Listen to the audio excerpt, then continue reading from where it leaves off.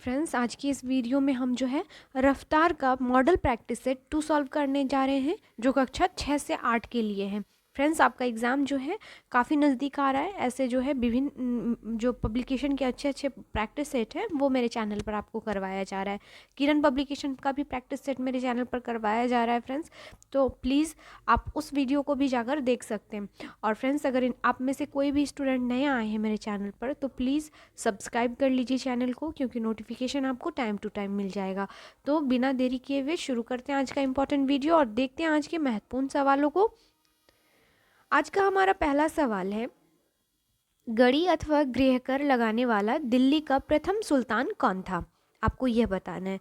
Options दिए गए हैं, तो इसका राइट आंसर हो जाएगा गड़ी अथवा गृहकर लगाने वाला दिल्ली का जो प्रथम सुल्तान था यह अलाउद्दीन खिलजी थे। तो ऑप्शन क्या हो जाएगा? बी इसका राइट आंसर हो जाएगा फ्रेंड्स। नेक्स्ट देख लेते हैं क्वेश्चन नंबर 2 को। निम्न में किस स्थान पर अलकनंदा तथा भागीरथी का संगम होता है? तो यह होता है आपके देवप्रयाग में। ऑप्शन डी हो जाएगा इसका राइट आंसर। नेक्स्ट देख लेते हैं क्वेश्चन नंबर 3 को। थर्ड में दिया गया है आपका, अनुसूचित जाति तथा अनुसूचित जनजाति को किस अनुच्छेद के अंतर्गत मौलिक सामाजिक आर्थिक राजनीतिक तथा सांस्कृतिक अधिकार दिया गया है? तो किस अनुच्छेद के तहत दिया गया है? तो याद रखिएगा फ्रेंड्स, अनुसूचित जाति तथा अनुसूचित जनजाति को अनुच्छेद 17 के अंतर्गत, अनुच्छेद 17 के अंतर्गत जो है आपका मौलिक सामाजिक आर्थिक राजनीतिक तथा सांस्कृतिक अधिकार दिए गए हैं। लेकिन आपके ऑप्शंस में अनुच्छेद 17 का उल्लेख नहीं किया गया है, तो उपयुक्त में से कोई नहीं इसका राइट आंसर हो जाएगा, यानी ऑप्शन ई इसका करेक्ट आंसर हो जाएगा। और फ्रेंड्स, आपको बता दूं, अनुच्छेद 17 में जो है अस्पृश्यता का अंत करते हुए अनुसूचित जनजाति तथा जाति को सामाजिक आर्थिक मौलिक राजनीतिक सांस्कृतिक अधिकार प्रदान किया गया है। नेक्स्ट देख लेते हैं अगले सवाल को। निम्नलिखित में किस स्थानों पर डचों ने अपने व्यापारिक अड्डे स्थापित किए थे? तो इसका राइट आंसर हो जाएगा उपयुक्त सभी इसका राइट आंसर हो जाएगा। जो डच थे इन्होंने अपने व्यापारिक स्वार्थों से प्रेरित होकर जो है कोरोमंडल समुद्र तट पर और पश्चिम बंगाल, बिहार, उड़ीसा व्यापारिक इन जगहों पर भी जो है इन्होंने अपनी कोठी को स्थापित किया था। तो उपयुक्त सभी क्या हो जाएगा? इसका राइट आंसर हो जाएगा। नेक्स्ट देख लेते हैं अगले सवाल को। निम्न खनिजों में किस खनिज के उत्पादन में भारत विश्व में अग्रणी है? फ्रेंड्स, ऐसे क्वेश्चन मिसलेनियस के होते हैं और आपको काफ़ी अच्छे से सब डेटा आप याद रखिएगा। किस राज्य में चावल उत्पादक प्रथम स्थान पर आता है, चीनी का सबसे जो है उत्पादन किस राज्य में होता है, तो ये सब डेटा जो है कई बार बीपीएससी पूछती है अपने एग्जाम में। तो इसका राइट आंसर हो जाएगा, अगर हम बात करें खनिज का, तो यह हो जाएगा आपका ऑप्शन सी चादरी अभ्रक, जिसके उत्पादन में जो है भारत विश्व में अग्रणी है। नेक्स्ट देख लेते हैं अगले सवाल को। क्वेश्चन नंबर 6 में है आपका, इंटरनेट लचीलेपन सूचकांक रेजिलियंस इंडेक्स में भारत की रैंक क्या है, आपको यह बताना है। तो इसमें भारत का रैंक कितना दिया गया है फ्रेंड्स? तो 6ठे स्थान पर भारत है। ऑप्शन बी हो जाएगा। चलिए नेक्स्ट देख लेते हैं। Indian council of medical research cancer registry के आंकड़ों के अनुसार किस राज्य में कैंसर के सबसे अधिक मामले पाए जाते हैं? तो फ्रेंड्स, करंट डेटा है, याद रखिएगा, यह जो है आपका यूपी या उत्तर प्रदेश है। तो ऑप्शन सी इसका राइट आंसर हो जाएगा। सवाल है हमारा, केंद्रीय कैबिनेट ने कितने करोड़ रुपए के परिव्यय के साथ डिजिटल इंडिया प्रोजेक्ट के विस्तार को मंजूरी दी है? तो यह जो रकम है फ्रेंड्स, ऑप्शन ई हो जाएगा। उपयुक्त में से कोई नहीं होगा, क्योंकि केंद्रीय मंत्रिमंडल ने कुल जो है 14,903 करोड़ रुपए के व्यय के साथ डिजिटल इंडिया परियोजना के विस्तार को स्वीकृति दी है। तो 14,903 करोड़ रुपए का, तो आपके ऑप्शन में ये जो है नहीं है, तो इस प्रकार से आंसर ई हो जाएगा। चलिए नेक्स्ट देख लेते हैं। भारत के पहले 3D printed post office building का उद्घाटन किस शहर में किया गया? तो इसका उद्घाटन आपके बेंगलुरु में किया गया है। मोस्ट इंपॉर्टेंट है ये जो है क्वेश्चन करंट का, आप इसको प्लीज़ याद रखिएगा। नेक्स्ट देख लेते हैं। चंद्रयान हाल ही में लॉन्च किया है और उसके सवाल आने की संभावना काफ़ी ज़्यादा है। तो चंद्रयान 3 के चंद्रमा पर उतरने के स्थान को किस नाम से जाना जाएगा? यह जो जाना जाएगा फ्रेंड्स, शिव शक्ति के नाम से, याद रखिएगा। ऑप्शन सी इसका राइट आंसर हो जाएगा। और इसकी घोषणा जो है 26 अगस्त को जिस पॉइंट पर चंद्रयान 3 लैंडर विक्रम जो है उतारा गया उसका नाम शिव शक्ति रखा गया प्रधानमंत्री मोदी जी के कहने पर। तो ऑप्शन सी इसका राइट आंसर हो जाएगा। नेक्स्ट देख लेते हैं अगले सवाल को। 11 नंबर का क्वेश्चन है, निम्न में किस धातु को प्राप्त करने हेतु हेमेटाइट अयस्क है? तो यह हो जाएगा आपका लोहे को प्राप्त करने के लिए जो होता है हेमेटाइट का हम यूज़ करते हैं खनिज का। तो ऑप्शन ए हो जाएगा। नेक्स्ट देख लेते हैं क्वेश्चन नंबर 12 को। प्लास्टर ऑफ पेरिस का रासायनिक सूत्र क्या है? तो प्लास्टर ऑफ पेरिस का रासायनिक सूत्र हो जाएगा CaSO4 हाफ H2O। याद रखिएगा, कई बार यह सवाल जो है कॉमन पूछा जाता है बीपीएससी के एग्जाम में। अगला सवाल है हमारा, शून्य pH वाला विलयन है, तो यह हो जाएगा आपका अम्लीय विलयन कहलाता है। याद रखिएगा फ्रेंड्स, जो pH स्केल जो एक मापक होता है आपका मतलब अम्लों को पहचानने के लिए या क्षारों को पहचानने के लिए, यह जो हो जाएगा आपका, जब आप देखेंगे किसी भी विलयन में 7 से कम अगर pH स्केल होता है जिसका, उसका वो क्या हो जाता है, वह अम्लीय हो जाता है। वहीं अगर +7 अत्यधिक होता है तो यह जो हो जाता है क्षार विलयन माना जाता है। तो याद रखिएगा ये चीज़। चलिए नेक्स्ट देखते हैं क्वेश्चन नंबर 14 को। निम्न में कौन सा पदार्थ RNA तथा DNA दोनों में पाया जाता है? तो यह हो जाएगा आपका एडिलोन में पाया जाता है। ऑप्शन ए इसका राइट आंसर हो जाएगा। नेक्स्ट देख लेते हैं क्वेश्चन नंबर 15 को। क्वेश्चन नंबर 15 में है आपका लाइकेन है। तो लाइकेन जो है फ्रेंड्स, यह एक सहजीवी होता है। याद रखिएगा, लाइकेन एक जटिल जीवन रूप है जो अलग अलग जीवों को कवक और शैवाल की सहजीवी साझेदारी करता है। तो इस प्रकार से ऑप्शन डी जो हो जाएगा इसका राइट आंसर हो जाएगा। चला अगला सवाल है हमारा, किसी पिंड पर किया गया कार्य निम्नलिखित में किस पर निर्भर नहीं करता है? तो यह जो हो जाता है फ्रेंड्स, पिंड का आरंभिक वेग पर निर्भर नहीं करेगा। ऑप्शन डी हो जाएगा इसका राइट आंसर। नेक्स्ट देख लेते हैं क्वेश्चन नंबर 17 को। क्वेश्चन नंबर 17 में है आपका, किसी तत्व का अष्टक नियम लागू हो पाया है?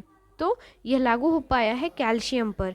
याद रखिएगा फ्रेंड्स, ऑप्शन बी हो जाएगा इसका राइट आंसर। चलिए नेक्स्ट देख लेते हैं क्वेश्चन नंबर 18 को। प्रावर्तन के नियम लागू होते हैं, तो यह लागू सभी दर्पणों पर चाहे उनकी आकृति कैसी भी क्यों ना हो। तो ऑप्शन क्या हो जाएगा, डी हो जाएगा। नेक्स्ट देख लेते हैं क्वेश्चन नंबर 19 को। ऊंचे भवनों के शीर्ष पर लगे खतरे के संकेत लाल वर्ण के होते हैं। इन्हें दूरी से आसानी से देखा जा सकता है क्योंकि अन्य वर्णों की अपेक्षा यह लाल वर्ण का प्रकाश होता है। तो इसका राइट आंसर क्या हो जाएगा फ्रेंड्स, ऑप्शन बी हो जाएगा। धुएं तथा कोहरे द्वारा न्यूनतम परकीर्णित होता है। ऑप्शन बी हो जाएगा। चलिए नेक्स्ट देख लेते हैं क्वेश्चन नंबर 20 को। विश्व का सबसे तेजी के साथ घटता जा रहा प्राकृतिक संसाधन कौन सा है? सबसे तेजी के साथ घटता जा रहा है प्राकृतिक संसाधन, तो यह जो है आपका वन है। कई बार आपने सुना होगा करंट न्यूज़ में, कई बार जंगलों में आग लग जाती है जिसके कारण से जो है काफ़ी तेज़ी से वन विनाश हो रहे हैं। तो ये काफ़ी ज़्यादा जो है सोचने वाली बात है फ्रेंड्स। इसलिए वनों की कटाई भी तेज़ी से हो रही है, इसलिए भी वन घटते जा रहे हैं। तो ये सब कुछ चीज़ों को सोच के मतलब जो है वन का सुरक्षा करना चाहिए। नेक्स्ट देख लेते हैं अगले सवाल को। पानी के अंदर की वस्तुओं का पता लगाने के लिए हम किस यंत्र का उपयोग करते हैं? तो इसके लिए हम सोनार का यूज़ करते हैं। सोनार, इसका उपयोग पानी के अंदर वस्तुओं का पता लगाने के लिए जाता है। और बात करें अगर इसके फुल फॉर्म की, तो याद रखिएगा फ्रेंड्स, एस से हो जाएगा साउंड, एंड ओ से हो जाएगा आपका साउंड नेविगेशन एंड रेंजिंग। बस सोनार का ये फुल फॉर्म होता है, याद रखिएगा। चलिए नेक्स्ट देख लेते हैं अगले सवाल को। गुरुत्वाकर्षण का नियम किसके द्वारा प्रतिपादित किया गया था? सभी को पता होगा ये आंसर। तो फ्रेंड्स ऑप्शन क्या हो जाएगा, बी हो जाएगा। गुरुत्वाकर्षण का नियम आइजैक न्यूटन ने पता किया था। चलिए अगले सवाल की ओर जाते हैं। बर्फ पानी पर तैरती है क्योंकि इसका घनत्व जो है फ्रेंड्स पानी से कम होता है, जिस कारण से बर्फ पानी पर तैरती है। और बर्फ़ का घनत्व पानी के घनत्व से 9% तक कम होता है फ्रेंड्स। नेक्स्ट देख लेते हैं क्वेश्चन नंबर 24 को। निम्नलिखित में कौन सा निर्वात में यात्रा नहीं कर सकता है? तो जो निर्वात मतलब हवा के बिना यात्रा नहीं कर सकता है, यह है आपका ध्वनि। ऑप्शन बी हो जाएगा इसका राइट आंसर। नेक्स्ट देख लेते हैं अगले सवाल को। सवाल है, निम्नलिखित में कौन सा कथन गलत है? आपको गलत कथन को चूज करना है। तो इसका राइट आंसर हो जाएगा ऑप्शन ए, पदार्थ के कण स्थिर अवस्था में होते हैं। ऑप्शन ए हो जाएगा गलत। नेक्स्ट देख लेते हैं अगले सवाल को। अगला सवाल है, निम्न में क्या अधातुओं का भौतिक गुण नहीं है? तो जो अधातुओं का भौतिक गुण नहीं है, केवल ठोस अवस्था में होते हैं, यह जो है आपका भौतिक गुण के अंतर्गत नहीं आता है। चलिए नेक्स्ट देख लेते हैं। संयोजी इलेक्ट्रॉन डैश मौजूद होते हैं, तो यह परमाणु की सबसे बाह्य कक्षा में मौजूद होते हैं संयोजी इलेक्ट्रॉन। नेक्स्ट सवाल है आपका, प्रबल क्षार और दुर्लभ अम्ल के मिश्रण वाले लवण का पीएच मान होता है, तो इसका पीएच मान कितना होता है फ्रेंड्स? 7 से अधिक होगा। ऑप्शन क्या हो जाएगा? ए हो जाएगा। नेक्स्ट देख लेते हैं क्वेश्चन नंबर 29 को। निम्नलिखित में किस कोशिकीय घटक का कोशिका के प्रोटीन के कारखाने के रूप में जाना जाता है? तो यह जाना जाता है आपका राइबोसोम। ऑप्शन ए हो जाएगा। राइबोसोम को कोशिका के प्रोटीन के कारखाने के रूप में जाना जाता है। और राइबोसोम जो होते हैं आरएनए और प्रोटीन दोनों से बनी एक अंतर कोशिकीय संरचना है, और यह कोशिका में प्रोटीन संश्लेषण का स्थान भी है। नेक्स्ट सवाल है आपका, किसी रासायनिक अभिक्रिया में जब कोई पदार्थ हाइड्रोजन ग्रहण करता है तो इस प्रक्रिया को हम डैश कहा जाता है? तो इस प्रक्रिया को अपचयन कहा जाता है, याद रखिएगा। नेक्स्ट सवाल है आपका, तलवार जैसी चोंच वाले हमिंग बर्ड के बारे में विशेष क्या है? तो क्या है विशेषता है इसकी? इसकी चोंच इसके शरीर से लंबी होती है। ये हमिंग बर्ड के बारे में जो है पक्षी है, उसके बारे में यह विशेषता पाई जाती है। चलिए नेक्स्ट देख लेते हैं अगले सवाल को। अगला सवाल है हमारा, एक वयस्क मनुष्य के मुख्य में केवल डैश क्रीन तक होते हैं, तो बताना है कितने होते हैं। तो यह जो हो जाएगा आपका 32 होता है फ्रेंड्स। तो आपका आंसर क्या हो जाएगा? एक वयस्क मनुष्य के मुख में 4 प्रकार के कुल 32 दांत होते हैं। तो 4 प्रकार के होते हैं, 4 प्रकार के होते हैं फ्रेंड्स। नेक्स्ट सवाल है आपका, पारिस्थितिकी तंत्र में विभिन्न पोषी स्तरों के माध्यम से ऊर्जा का प्रवाह डैश, क्या बताना है आपको? इसका आंसर बताना है। तो ऑप्शन बी हो जाएगा, प्रत्येक उच्चतर पोषी स्तर के साथ कम हो जाता है। चलिए 34 नंबर के सवाल को देख लीजिए। केंद्रीय प्रदूषण नियंत्रण बोर्ड द्वारा रात्रि के दौरान आवासीय क्षेत्रों के लिए प्रस्तावित मानक शोर स्तर कितना दिया गया है रात के दौरान? तो फ्रेंड्स रात्रि के लिए जो यह आपका मानक तैयार किया गया है केंद्रीय प्रदूषण नियंत्रण बोर्ड के द्वारा, यह है आपका 45 डेसिबल। ऑप्शन सी हो जाएगा। नेक्स्ट सवाल, निम्नलिखित में से प्राथमिक स्तर पर पर्यावरण अध्ययन की पाठ्य चर्चा की विशेषताओं की पहचान कीजिए, और उसके बाद जो है आपको आंसर करके बताना है कौन सा सही है इसमें। तो फ्रेंड्स इसका राइट आंसर हो जाएगा ए, बी और सी, समावेशित, संदर्भ सहित, अनुभवात्मक। ऑप्शन डी हो जाएगा। नेक्स्ट सवाल में है आपका, पैने, चपटे एवं चौड़े आगे के दांतों वाले पशुओं की भोजन के लिए प्राथमिकता भिन्न होती है। ये पशु निम्न में कौन सी खाद्य संबंधी प्राथमिकता को चुनेंगे? तो यह चुनेंगे फ्रेंड्स घास एवं शाक को। ऑप्शन बी हो जाएगा। अगले सवाल में है, मुस्कान ने परिवहन में डीजल वाहनों का उपयोग निषिद्ध होना चाहिए विषय पर एक वाद विवाद का आयोजन किया। मुस्कान के द्वारा इस विषय पर कक्षा में वाद विवाद के आयोजन का क्या उद्देश्य होगा? तो इसका राइट आंसर हो जाएगा फ्रेंड्स, इस मुद्दे पर छात्रों को कई दृष्टिकोण की सराहना करने में मदद करता है। ऑप्शन डी हो जाएगा। सवाल है आपका, मसाई जनजाति डैश में पाई जाती है? तो कहाँ पाई जाती है फ्रेंड मसाई जनजाति? तो यह आपके पूर्वी अफ्रीका में पाई जाती है। अफ्रीका तो ठीक है, लेकिन अगर पूर्वी और दक्षिणी करें तो आप याद रखिएगा वेस्ट अफ्रीका में पाई जाती है। और एक सवाल होता है कि इसके जो निवास को क्या कहा जाता है? तो क्रॉल कहते हैं। कई बार बीपीएससी में पूछता है ये सवाल। क्रॉल इसके मसाई जनजाति के घरों को कहा जाता है। नेक्स्ट सवाल है हमारा, अंतर्राष्ट्रीय तिथि रेखा कौन सी मानी जाती है?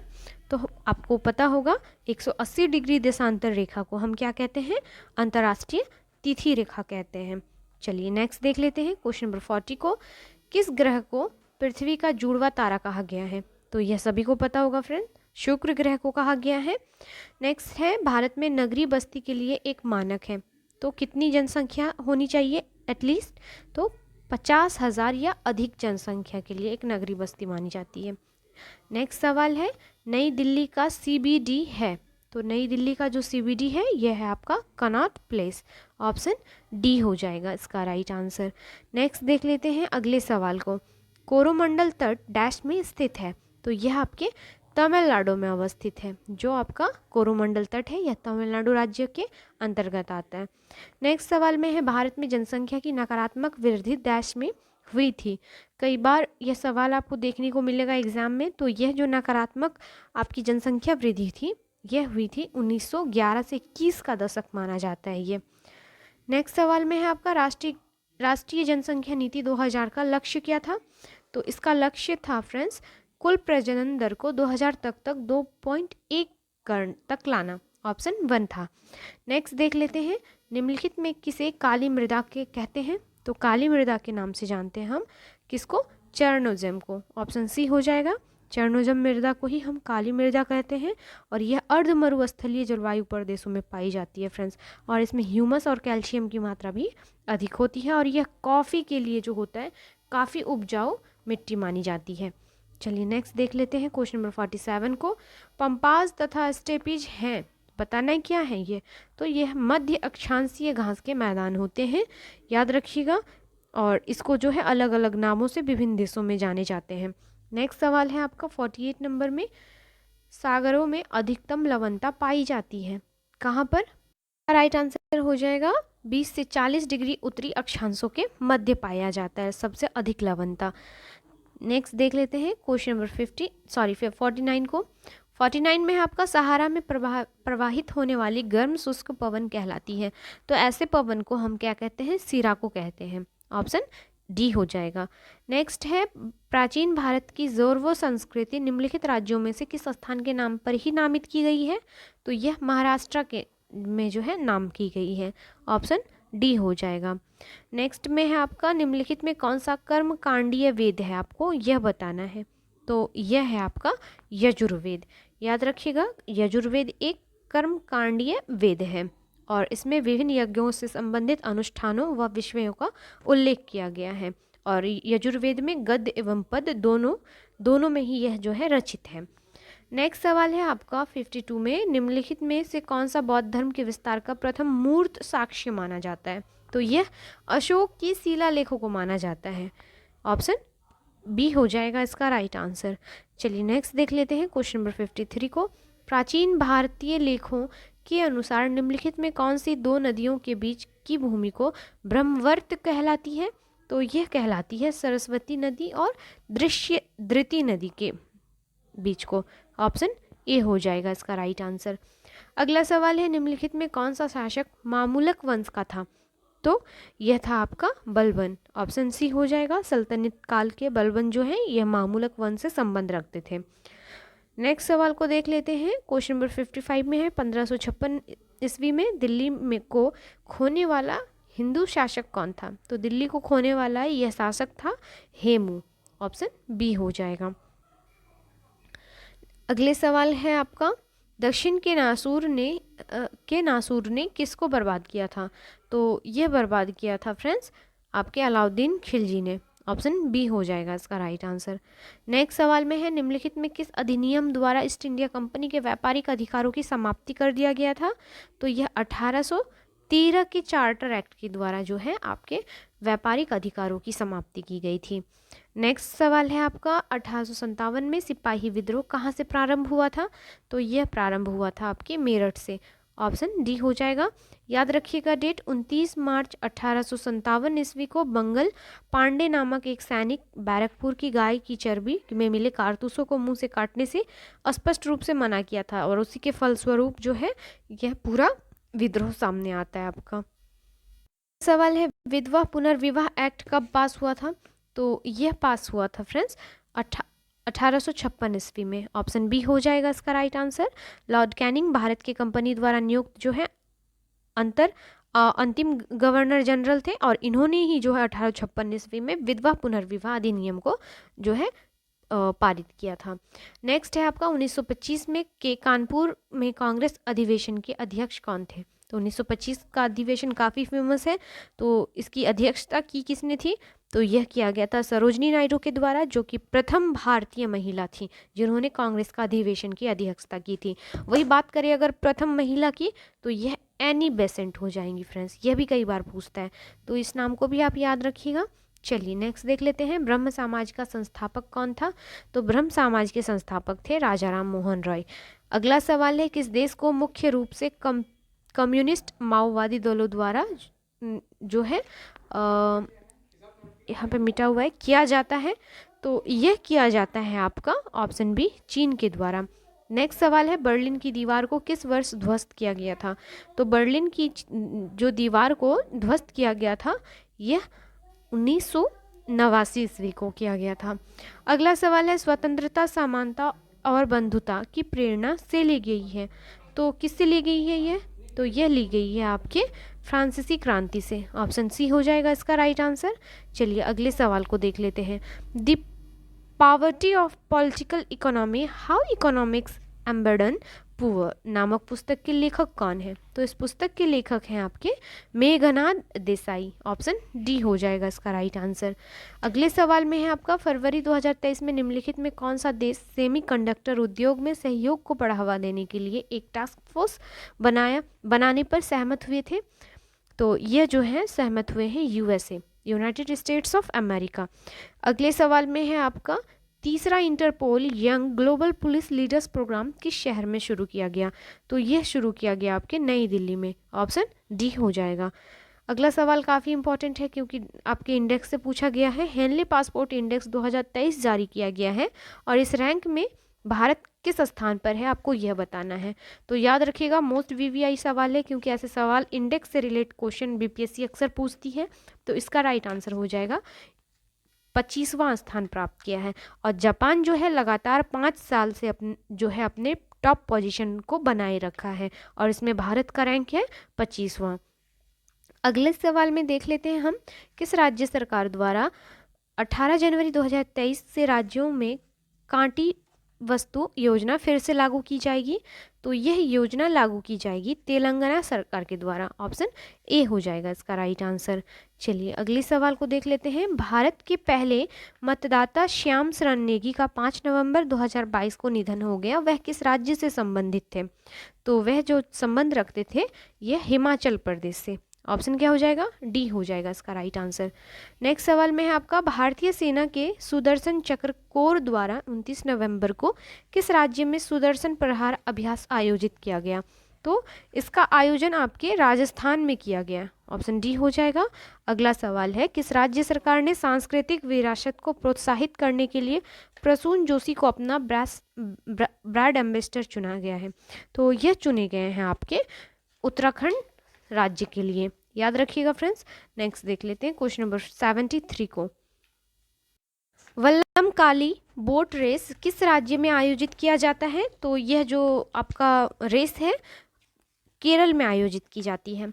नेक्स्ट है, देवदास उपन्यास किसने लिखा था? तो देवदास नामक उपन्यास लिखा गया था शरद चंद्र चट्टोपाध्याय के द्वारा। ऑप्शन डी हो जाएगा। नेक्स्ट सवाल में है आपका, अंतर्राष्ट्रीय योग प्रतिवर्ष किस दिन मनाया जाता है? तो अंतर्राष्ट्रीय योग दिवस को हम प्रतिवर्ष 21 जून को मनाते हैं। तो ऑप्शन बी हो जाएगा। नेक्स्ट सवाल में है, भारत की प्रथम नोबेल पुरस्कार विजेता महिला का नाम बताइए। तो यह है आपकी मदर टेरेसा। याद रखिएगा फ्रेंड्स, इन्होंने प्रथम बार 21 जून यह जो है आपकी पहली जो है प्रथम महिला नोबेल पुरस्कार पाने वाली नाम है और इसका जन्म उस्मान साम्राज्य में हुआ था जो कि वर्तमान में मैसिडोनिया गणराज्य में है। नेक्स्ट देख लेते हैं अगले सवाल को। क्वेश्चन नंबर 77 में है, संयुक्त राष्ट्र सुरक्षा काउंसिल के अस्थायी सदस्यों की संख्या कितनी है? तो अस्थायी सदस्यों की संख्या की बात करें तो कुल 5 जो है अस्थायी सदस्य हैं, जिसमें ब्रिटेन, चीन, फ्रांस, रशिया और अमेरिका शामिल है। तो याद रखिएगा। और कुल जो होते हैं 10 अस्थायी सदस्य होते हैं। नेक्स्ट देख लेते हैं, नेताजी सुभाष चंद्र बोस राष्ट्रीय क्रीड़ा संस्था कहाँ पर स्थित है? तो यह अवस्थित है आपके पटियाला में। ऑप्शन बी हो जाएगा। नेक्स्ट सवाल है आपका, GSAT-30 एक डैश उपग्रह है। तो यह जो है आपका एक संचार उपग्रह है। ऑप्शन डी हो जाएगा इसका राइट आंसर। अगला सवाल है, यूनिसेफ की स्थापना किस वर्ष की गई थी? तो यूनिसेफ की स्थापना की गई थी आपका ऑप्शन डी 1946 में। याद रखिएगा फ्रेंड्स, मोस्ट इंपॉर्टेंट क्वेश्चन है ये। और यह जो है आपका संयुक्त राष्ट्र बाल कोष यानी यूनिसेफ की स्थापना का आरंभिक उद्देश्य द्वितीय विश्व युद्ध में नष्ट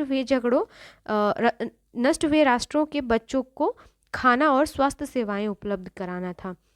तो इस प्रकार से आपका जो यह सेकंड प्रैक्टिस सेट है, जितने सारे क्वेश्चंस थे आपको करवा दिया गया है, बट मैंने जो है फ्रेंड्स आपके मैथ्स के क्वेश्चन को स्किप किए हैं। तो मिलते हैं नेक्स्ट वीडियो में। वीडियो कैसा लगा प्लीज़ कमेंट करके बताएं और ज़्यादा से ज़्यादा शेयर कर दीजिए, क्योंकि जिन लोगों के पास भी बुक अवेलेबल ना हो, इस वीडियो के थ्रू जो है उसकी पढ़ाई एटलीस्ट जो है प्रिपरेशन अच्छे से हो सके। तो मिलते हैं नेक्स्ट वीडियो में, तब तक के लिए थैंक यू।